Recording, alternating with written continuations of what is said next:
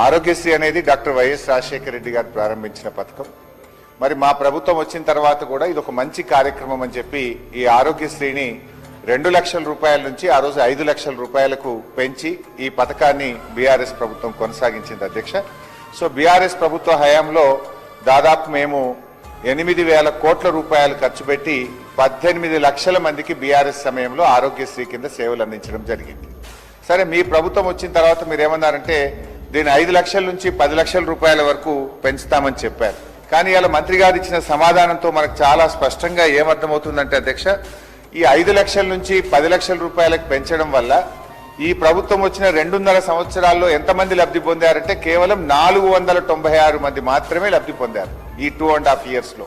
కారణం ఏంటి అంటే ముఖ్యంగా కార్పొరేట్ ఆసుపత్రులు ఈ మేజర్ సర్జరీస్ కు ఆరోగ్యశ్రీ కింద ట్రీట్మెంట్ ఇవ్వడం లేదు. దాని మీద రివ్యూ చేయండి. ఎందుకు ఈ అవకాశాన్ని ప్రజలు పొందలేక